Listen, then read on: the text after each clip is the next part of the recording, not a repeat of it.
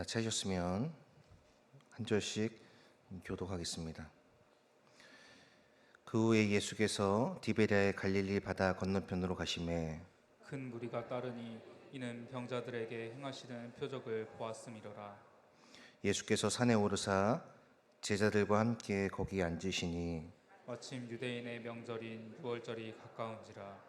예수께서 눈을 들어 큰 무리가 자기에게로 오는 것을 보시고 빌립에게 이르시되 우리가 어디서 떡을 사서 이 사람들을 먹이겠느냐 하시니 이렇게 말씀하심은 친히 어떻게 하실지를 아시고 빌립을 시험하고자 하심이라. 빌립이 대답하되 각 사람으로 조금씩 받게 할지라도 200데나리온의 떡이 부족하리이다. 제자 중 하나 곧 시몬 베드로의 형제 안드레가 예수께 여짜오되 여기 한 아이가 있어 보리떡 5개와 물고기 2마리를 가지고 있나이다. 그러나 그것이 이 많은 사람에게 얼마나 되겠사옵나이까. 예수께서 이르시되 이 사람들로 앉게 하라 하시니 그곳에 잔디가 많은지라. 사람들이 앉으니 수가 5,000명쯤 되더라. 예수께서 떡을 가져 축사하신 후에 앉아 있는 자들에게 나눠주시고 물고기도 그렇게 그들의 원대로 주시니라. 그들이 배부른 후에 예수께서 제자들에게 이르시되 남은 조각을 거두고 버리는 것이 없게 하라 하심으로 이에 거두니 보리떡 5개로 먹고 남은 조각이 12바구니에 찼더라. 그 사람들이 예수께서 행하신 이 표적을 보고 말하되 이는 참으로 세상에 오실 그 선지자라 하더라. 함께 읽겠습니다. 그러므로 예수께서 그들이 와서 자기를 억지로 붙들어 임금으로 삼으려는 줄 아시고 다시 혼자 산으로 떠나가시니라. 아멘. 할렐루야. 예배 자리에 나오신 여러분 축복하고 환영합니다. 앞뒤 좌우에 계신 분들과 이렇게 인사를 나누어 보겠습니다. 하나님은 우리에게 복 주시기를 원하십니다. 인사를 나눌까요?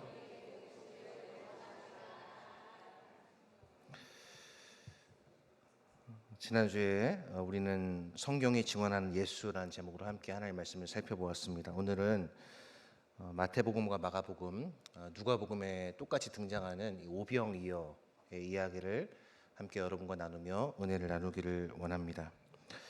요한복음은 표적의 책이라고 불릴 정도로 7개의 표적을 우리에게 알려주고 있습니다.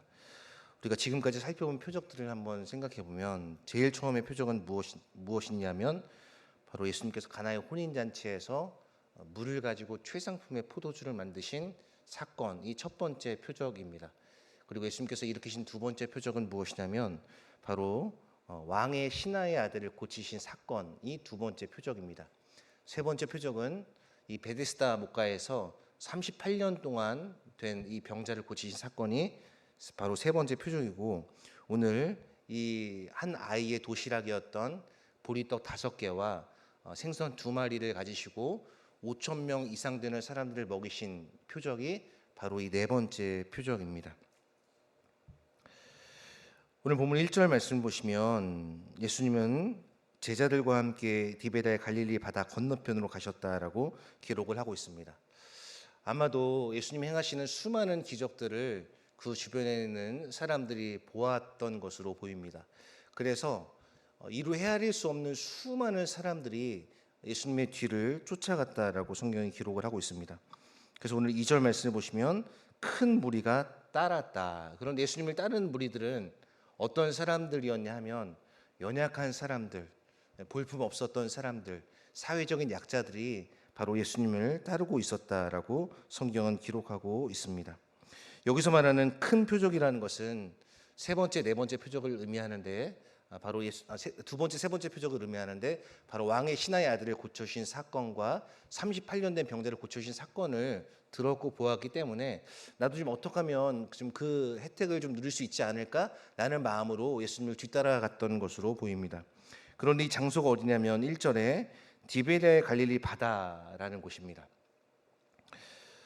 갈릴리라는 곳은 성지순례를 가보신 분들은 알겠지만은 이 호수라고 하기에는 굉장히 그 규모가 큽니다. 그래서 누가복음에는 호수라고 표현하기도 하지만 대부분은 바다라고 표현을 하고 있는데 여기서 디베랴라는 명칭이 나옵니다. 이 명칭은 그 로마의 두 번째 황제인 티베리우스를 기념하기 위해서 헤롯 왕이 붙인 이 마을의 이름이 바로 디베랴라는 마을입니다.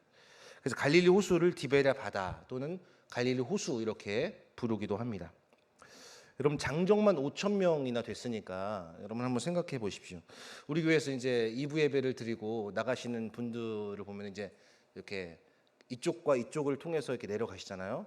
그러면 이게 붐비잖아요. 근데 5천 명을 한번 생각해 보세요. 얼마나 많은 무리가 장관이지 않겠습니까? 굉장히 큰 장관이 그 산으로 올라가고 있는 장면을 성경에 말씀해 주고 있습니다. 병행 본문인 마태복음과 마가복음을 살펴보게 되면은 아마 빈들이 있지 않았을까, 그러니까 산의 중턱 즈음에 빈들이 있지 않았을까, 성경이 그렇게 기록을 하고 있기 때문에 오늘 본문에는 빈들이라고 나와 있지는 않지만 오늘 앉으셨다라는 표현을 3절에서 볼 수 있는데요. 예수께서 산에 오르사 제자들과 함께 거기 앉으셨다라고 기록을 하고 있습니다. 여러분들은 예수님을 믿고 따르고 예수님을 신앙하는데, 그렇다면 우리는 왜 예수님을 따르는가? 왜 우리는 이 인공지능 시대에, 그리고 앞으로 점점 더 발전되고 있는 이 시대 속에서 우리는 왜 여전히 예수님을 믿어야 하고 믿고 따르고 있는가를 한번 스스로에게 질문을 던져보시기를 바랍니다. 오늘 이 많은 연약한 사람들은 예수님께로 가면 뭔가 좀 내가 변화되지 않을까, 내가 좀 나의 아픔과 어떤 고통이 해결되지는 않을까, 어떤 기적에 대한 호기심과 치유에 대한 기대감이 아마 이들에게는 있었던 것으로 보입니다. 이들은 예수를 하나님의 아들로 믿은 것도 아니었습니다. 그리고 예수님께 순종하려고 예수님을 닮아가려고 예수님을 따라간 것도 아니었어요. 중요한 것은 왜 예수를 따르고 있는가. 나는, 그러니까 무리들은 그렇게 따라갔지만 과연 나는 왜, 우리 인생을 사는 데도 마찬가지죠. 나는 왜 이 일을 하고 있는가? 나는 왜 결혼을 해야 되는가? 나는 왜 가장으로서 내가 최선을 다해야 되는가? 나는 왜 하나님의 영광을 위해 살아야 되는가? 이런 질문에 대한 답이 정리가 되지 않으면 우리의 신앙에 혼돈이 올 때 우리는 그 혼돈에 빠져서 길을 잃고 말 수가 있는 것입니다. 표적은 우리의 신앙을 성장시키지도 않고 우리에게 믿음을 강화해 주지도 않습니다. 그렇기 때문에 우리는 표적 중심의 신앙이 아니라 바로 말씀 중심의 신앙을 가지고 살아가야 하는 것이죠. 표적이 우리 신앙의 중심이 되어서도 안 되고 우리 신앙의 최종 목표가 표적이 아니기 때문입니다. 여러분들은 산을 좋아하시나요? 아니면 바다를 좋아하시나요? 저는 산은 군대에 있던 시절에 하도 산을 많이 타갖고 별로 산을 좋아하지를 않아요. 왜냐하면 바로 그 부대 뒤편에 654, 658 고지가 있어갖고 맨날 이제 그쪽으로 훈련을 하러 갔기 때문에 이제 무거운 군장을 메고 이제 이렇게 오르면 여러분 어떻게 되겠습니까? 관절을 많이 사용하기 때문에 이제 그때는 이제 괜찮았는데 나이가 들면서 이제 체중도 늘어나니까 나이 드신 분들 공감하시죠? 이렇게 막 무릎에서 이제 소리도 나고 뭔가 이렇게 막 움직이는 그런 느낌도 나고 그러지 않습니까? 자, 그런데 예수님은 이렇게 산을 참 좋아하셨고 많은 무리들과 제자들을 산에서 가르치신 경우를 굉장히 많이 볼 수 있는데요. 자, 제자들과 함께 앉으셨다라고 오늘 성경이 기록을 하고 있습니다. 3절 말씀에. 자, 앉으셨다라는 것은 어떤 의미냐면은 주로 당시에 그 가르치는 사람들, 즉 랍비들은 가르칠 때 어떻게 가르쳤냐면 앉아서 가르쳤습니다. 그러니까 앉았다는 것은 뭔가 가르침과 교훈을 주실 것이라는 기대감을 일으키는 표현과 동작이라고 할 수 있죠. 그런데 다른 복음서와의 이 요한복음 우리가 읽은 6장 1절부터 15절까지의 차이점이 있다면 제자들이 지금 예수님 곁에 있다라는 거예요. 예수님께서 앉으시고 제자들과 함께 거기 있다는 것은 이 제자들에게 뭔가 교훈을 주시기 위해서 앉으셨다라는 것을 우리가 엿볼 수가 있습니다. 오늘 4절 말씀을 보시면 이때 유대인의 명절인 유월절이 가까워 오고 있다라고 기록을 하고 있는데 얼마나 유월절이 가까워져 오고 있는 시기인지는 우리가 알 수 없지만 중요한 것은 무엇이냐면 유월절이라는 명절이 앞에 있었다는 것입니다. 유월절이라는 명절에는 수많은 사람들이 이제 이동을 하고 또 분위기도 이 잔치 분위기로 막 달아오르게 되겠죠. 모세 시대에 여러분 광야 이스라엘 백성들을 한번 떠올려 보시기를 바랍니다. 이스라엘 백성들이 유월절을 보내고 나서 이 광야로 들어갔는데 너무나 이 광야의 생활이 예상보다 너무 척박한 거예요. 먹을 것도 없고 목도 마르고 힘도 들고 너무나 척박한 거죠. 그래서 이 먹을 것이 없어서 하늘에서 이 만나가 주어져야 했다라고 성경은 기록을 하고 있는데, 오늘 수많은 큰 무리가 예수님을 따라갔는데 다른 성경에 보니까 이때가 어느 즈음이었냐면 저녁이었어요. 저녁. 산은 여러분 어떻습니까? 보통 일반 그 동네보다 금방 어두워지죠. 예수님을 따라간 무리가 도착한 산도 먹을 것이 없다는 것에 있어서는 이 광야와 동일한 그런 배경을 우리에게 보여주고 있습니다. 여러분, 유월절이라는 것은 우리에게 무엇을 가르쳐 주냐면 성만찬, 최후의 만찬의 배경이 되는 것이 바로 유월절입니다. 고린도전서 5장 7절 말씀을 보시면 이렇게 기록을 하고 있습니다. 너희는 누룩 없는 자인데 새 덩어리가 되기 위하여 묵은 누룩을 내버리라. 우리의 유월절 양 곧 그리스도께서 희생되셨느니라 라고 말씀을 하고 계십니다. 산으로 몰려든 수많은 무리들은 이 유월절 즈음에 그들을 먹이시는데 어떤 중개자를 통해서 먹이시는 것이 아니라, 오늘 이따가 살펴보겠지만은 예수께서 직접 사람들에게 나누어 주십니다. 즉 예수님께서 요한복음 1장 29절에서 말씀하고 있는 것처럼 세례 요한이 예수님을 향해서 무엇이라고 이야기합니까? 보라, 세상 죄를 지고 가는 하나님의 어린 양이로다라고 말씀하고 있는 것처럼, 바로 유월절 즈음에 예수께서 수많은 사람들을 직접 중개인 없이 먹이셨다는 것은 바로 자신이 하나님의 아들이시며 장차 십자가를 지시는 분이심을 제 아들에게 알게 하시기 위해서 오늘 앉아서 이렇게 행하셨음을 보여주고 있습니다.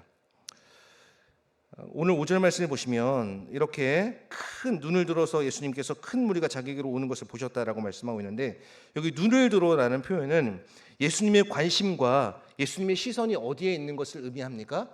바로 큰 무리에게 이 예수님의 시선이 고정되어 있다라는 거예요. 여러분 생각해 보십시오. 자신이 행한 그 두 가지의 표적, 왕의 신하의 아들을 고치시고 38년 된 병자를 고치신 그 예수님의 표적을 보고 수많은 사람들이 예수님을 따라 산으로 올라가기 시작합니다. 여러분, 산으로 들어온 시간은 저녁 시간이라고 다른 병행 본문에서 말씀을 하고 있는데, 여러분 저녁 시간에 산을 가본 적 있으십니까? 저녁 시간. 그러니까 내려오는 것 말고 올라가는 저녁에 산을 올라가 본 적이 아마 많은 경험은 없을 겁니다. 그런데 당시에는 산을 오른다는 것, 그리고 저녁에 오른다는 것은 그 당시에 뭐 조명이 지금처럼 밝지는 않았을 거예요. 그러니까 이동하는데 불편했겠죠.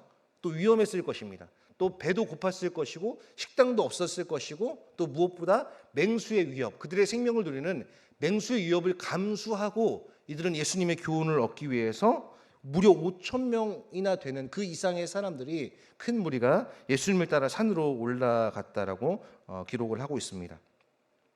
마태복음 15장 32절에 보면 무려 사흘 동안이나 예수님을 따라갔다라고 기록을 하고 있습니다. 자, 이런 상황에서 예수님은 무리를 불쌍히 여기시는 그 예수님의 긍휼로 빌립에게 이렇게 묻고 계십니다. 오늘 5절 말씀을 보시면 빌립에게 이르시되 우리가 어디서 떡을 사서 이 사람들을 먹이겠느냐라고 물으십니다. 그런데 오늘 빌립에게 물으시는 것은 6절 말씀에 보면은 어떻게 기록이 되었습니까? 빌립을 시험하고자 하심이라. 예수님이 몰라서 물으신 게 아니에요. 지금 이 산속에서 어떻게 이 5천 명이나 되는 사람들을 먹일 수 있을까? 예수님이 몰라서 물으신 게 아니라 빌립이 어떻게 반응하는지를 알기 위해서 그렇게 물으신 거예요. 그래서 오늘 5절 말씀 보시면, 이는 6절 말씀 보시면 친히 어떻게 하실지를 아시고 빌립을 시험하고자 하심이라. 근데 빌립이 어떤 사람입니까, 여러분? 요한복음 1장에 보면 빌립이 이제 예수님을 만난 그러한 장면이 나타나는데, 오늘 7절 말씀 보시면 굉장히 그 수학적인 재능이 뛰어났던 인물이 바로 빌립이 아닌가라는 생각을 해봅니다. 여러분 그 전도회나 어떤 이렇게 모임이나 이런 데 보면 회계를 맡으신 분 계시잖아요. 그 회계를 맡은 사람은 보통 이렇게 머리가 빠르게 이렇게 굴러갑니다. 머리가 빠르게 돌아가요. 계산기를 잘 두드리는 사람이 회계를 해야 조직의 관리를 잘 할 수가 있죠. 빌립도 아마 그런 수학적인 재능이 다른 제자들에 비해서는 탁월했던 것으로 보입니다. 빌립이 계산기를 두드리면서 이렇게 말하죠. 오늘 7절 말씀에 각 사람으로 조금씩 받게 할지라도 200데나리온의 떡이 부족하리이다. 그럼 지극히 현실적인 반응 아니었어요? 여러분들이 만약에 빌립이었다면, 내가 빌립이라면 무엇이라고 말을 하겠어요? 무리는 엄청나게 많고 먹을 것은 없으니까 200데나리온의 떡도 부족한다. 200데나리온이라는 것은 한 데나리온이 하루치 품삯이니까 200일 동안, 약 8개월 동안 일해야 얻을 수 있는 돈이란 말이에요. 그런 비용이란 말이에요. 그런데 그 떡이 부족할 정도로 지금 수많은 사람들이 운집해 있기 때문에 이것은 좀 대책이 서지 않습니다라고 그렇게 예수님께 반응을 합니다. 그때 또 다른 제자 중에 하나가 예수님께 이렇게 말을 합니다. 그 제자는 누구였냐면 안드레였습니다. 안드레.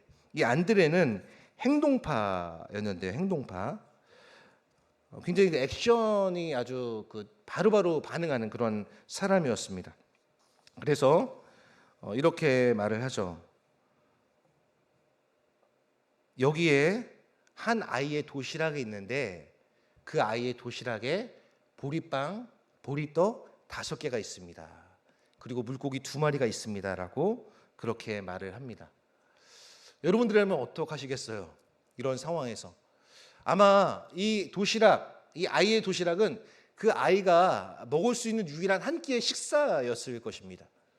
보리빵, 여기서 떡은 이제 빵의 의미인데 보리빵 5개, 그다음 물고기 2마리. 저도 오늘 점심에, 보통 점심에 이제 식사를 잘 못하고, 식사 안 하는 게 아니라 잘 이렇게 세가족 성경부가 있기 때문에 잘 못하고 주로 이제 싸와서 많이 먹는 편인데, 오늘 제가 뭘 싸왔냐면은 바나나 1개와 계란 2알과 베이글 하나와 크림치즈 하나를 먹었는데 굉장히 배가 부르더라고요. 그런데 오늘 이 보리빵 5개와 물고기 2마리를 가지고 5,000명이나 되는 수많은 사람들을 말도 안 되는 일이잖아요. 그러니까 어떻게 보면 빌립의 대답은 굉장히 현실에 충실한, 그리고 굉장히 냉철한 그런 반응이었을지도 모릅니다. 그리고 이 안드레의 반응도 마찬가지죠.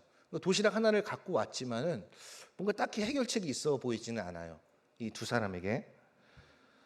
자, 그런데 중요한 것은 무엇이냐면은 예수님께서 그 다음에 하신 말씀이에요. 이 사람들도 앉게 하라. 자, 그런데 제자들이 이 명령에 순종했죠. 여러분, 많이 배운 사람이 믿음이 좋을까요? 많이 배우지 못하신 분이 믿음이 좋을까요? 많이 배운 사람도 믿음이 좋을 수 있고 많이 배우지 못한 분도 믿음이 좋을 수 있어요. 그런데 중요한 것은 뭐냐면은 많은 지식이 많은 믿음과 비례하지는 않는다는 거예요. 사실 생각해 보면 예수님께서 이렇게 이 사람들도 앉게 하라. 그러니까 앉는다는 것은 뭔가 행동의 제약. 여러분, 앉아서 우리가 할 수 있는 일이 뭐가 있겠어요, 솔직히.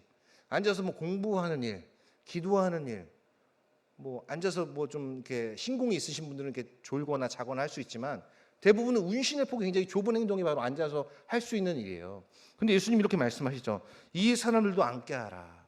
다른 성경을 보면은 50명씩 100명씩 그렇게 때를 지어 앉았다라고 기록을 하고 있습니다. 여기서 중요한 것은 마태복음 15장 38절에 따르면 이 여자와 어린아이는 여기 숫자에 포함되지 않았으니까 적어도 아마 10,000명 혹은 15,000명, 좀 더 그 수를 더 늘린다면 아마 20,000명 정도나 되는 수많은 사람들이 앉아 있는 빈들을 여러분 한번 상상해 보시기를 바랍니다. 자, 여러분, 모든 상황을 분석하는 것, 어떤 문제가 발생을 했을 때 그 문제에 대한 해결책을 우리가 제시를 해야 되잖아요. 가정에서든 우리가 일터에서든 교회에서든 제시를 해야 되는데, 여러분, 모든 상황을 분석하고 거기에 맞는 대책을 마련하고 시행하는 것, 이것이 믿음이 아니라는 거예요. 지금 빌립은 뭐라고 대답합니까? 부족합니다. 200데나리온의 그런 것도 부족할 예정입니다. 라고 지극히 현실적인 말을 했어요. 그리고 안드레도 뭔가 이렇게 행동을 취했지만은 그게 뭐 딱히 큰 도움이 되어 보이지는 않습니다.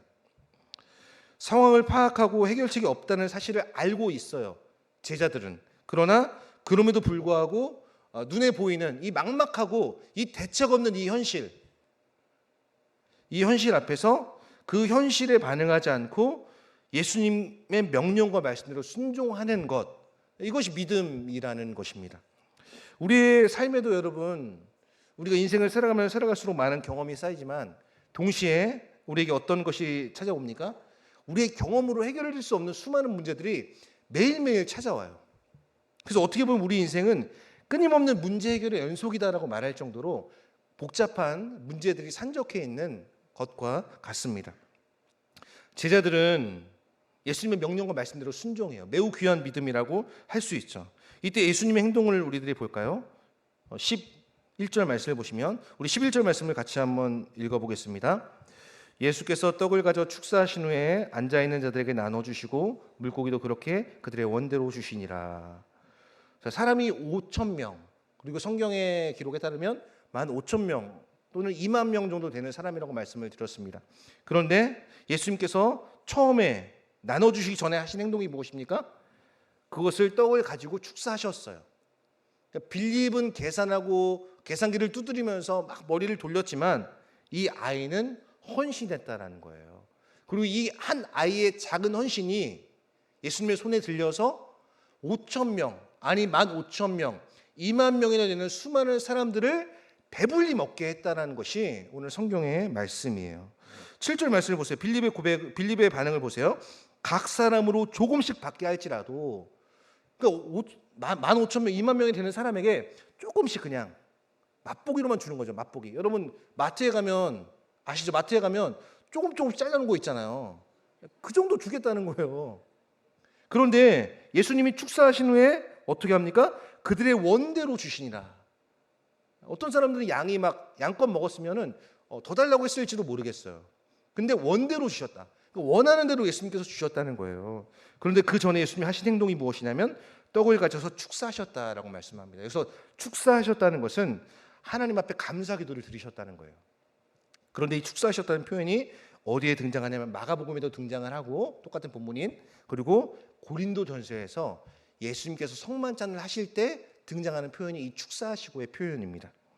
예수님께서는 지금 유월절에 자신이 유월절 어린 양으로서 직접 하나님 앞에 드려지는 산 제물이 되신다는 것을 이 오병이어의 사건을 통해 말씀해 주고 계신 것입니다.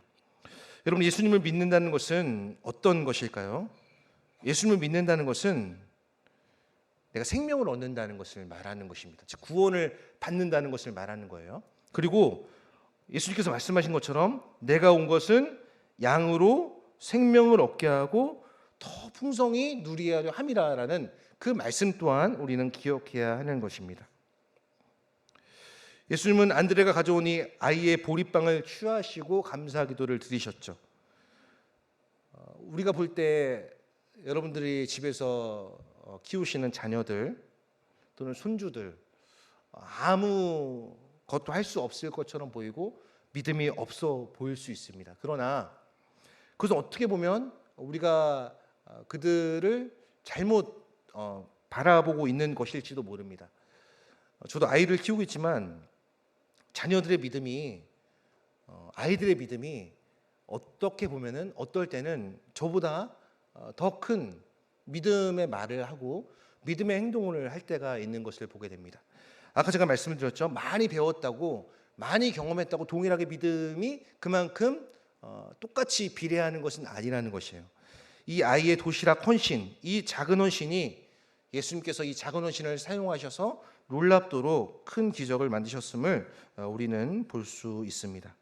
예수님의 감사 기도는 어떻게 보면 굉장히 말도 안 되는 것처럼 보입니다. 여러분 생각해 보십시오. 15,000명, 2만 명이나 되는 사람들 앞에 두고 도시락 하나, 거기에 보리빵 5개와 물고기 2마리, 이 2마리를 가지고 하나님께 감사를 기도를 들으셨는데 오늘 본문에는 등장하지 않지만 다른 동행 본문에 보면은 하늘을 우러러 쳐다보셨다라고 말씀을 하고 있습니다. 이것은 하늘의 하나님께 감사 기도를 드리셨다는 것이죠. 물론 예수님은 모든 것을 아시는 분이시기 때문에 수많은 사람들을 채울 것이라는 것을 알고 계셨지만 예수님은 아주 작은 것이라도 하나님께 영광을 올려드리려는 그러한 모습을 보여주고 있는 것입니다. 마찬가지입니다, 여러분. 우리는 우리의 손과 우리의 시간과 우리의 노력으로 얻은 것들이 있어요. 그러한 것도 그 우리에게 건강을 주셔서 또 우리에게 시간을 주셔서 우리에게 환경을 허락해 주셔서 하나님께서 얻게 하신 것이라는 그 마음을 가진 사람은 어떤 사람이냐면 바로 하나님을 신뢰하는 자가 할 수 있는 고백이라는 것입니다. 여러분, 하나님을 신뢰하십니까? 믿음으로 사는 자는 하나님을 신뢰하지 않고는 믿음으로 살 수가 없어요. 일전에 한번 말씀을 드렸었는데 저는 항상 이 순례길, 우리 모두가 다 순례길을 걸어가잖아요. 근데 이왕 가는 순례길을 그냥 막 힘들어서 그다음 억지로 그렇게 가도 물론 가는 것이겠지만 그럼 얼마나 힘들겠어요, 여러분. 이 순례길을 기쁨과 감사와 신뢰와 순종으로 걸어가자, 이렇게 늘 저 자신에게 되뇌이고 또 우리 가족들에게, 자녀들에게 되뇌입니다. 여러분들은 이 순례길을 어떻게 걸어오셨고 앞으로 어떻게 이 순례길을 걸어가실 예정이십니까? 주님이 언제 오실지 몰라요. 내일 오실 수도 있고 언제 오실지 모릅니다. 그러나 주님이 오실 때까지 우리는 계속해서 이 순례길을 걸어야 하는데, 오늘 보여주었던 이 한 아이의 작은 헌신, 계산하는 신앙이 아니라, 여러분, 계산하는 신앙, 그러니까 뭔가를 자꾸 이렇게 계산하고 뭔가 합리적과 수학적인 방식으로 인생을 살려고 하지 마시기를 바랍니다.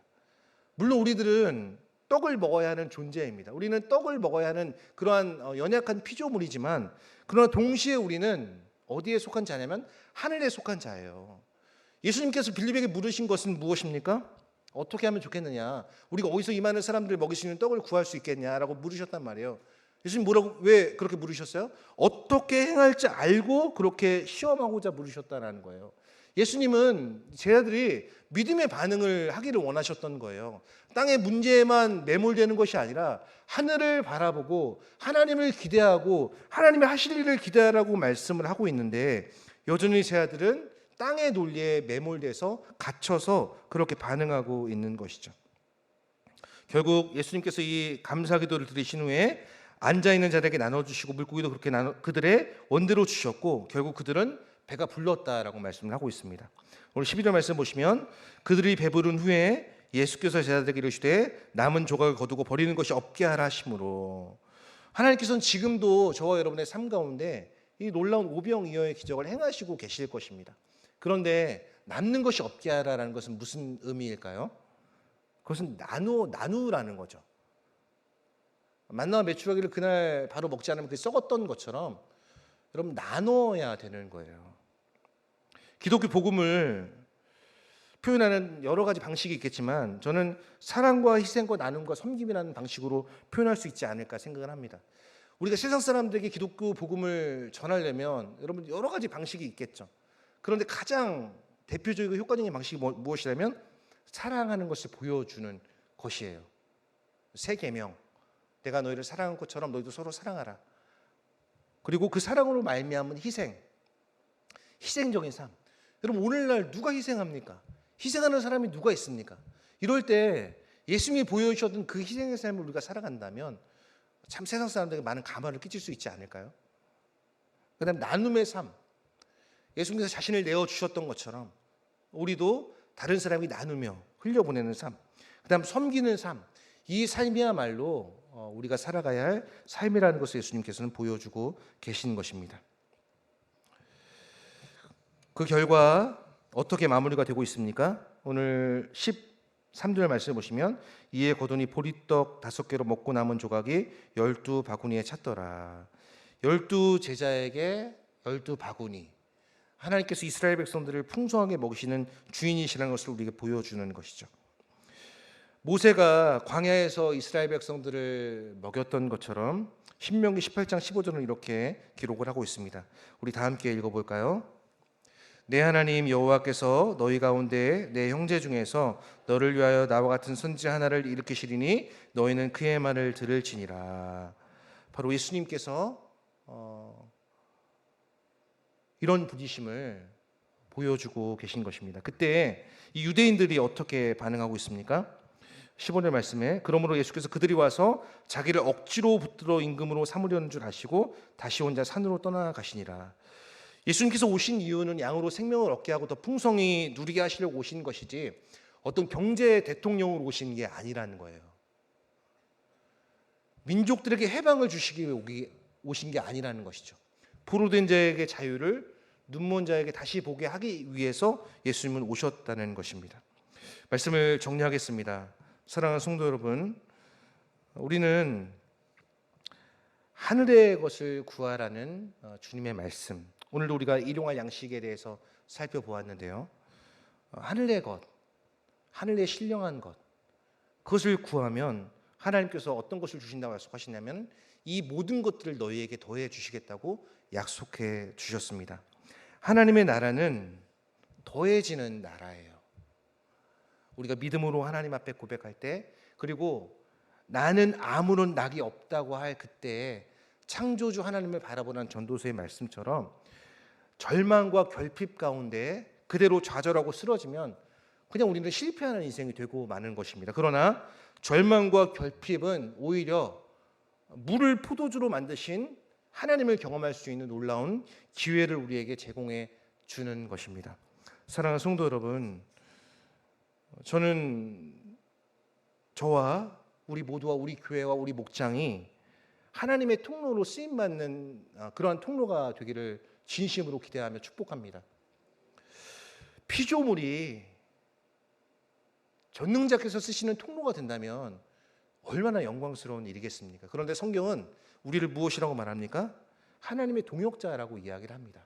하나님의 동역자. 그럼 하나님의 동역자인 우리에게 무엇이라고 말하냐면 하나님의 은혜를 헛되이 받지 말라라고 말씀합니다. 여러분, 하나님께서 저와 여러분에게 오늘도 은혜를 주셨죠. 그 은혜를 헛되이 받지 말라는 거예요.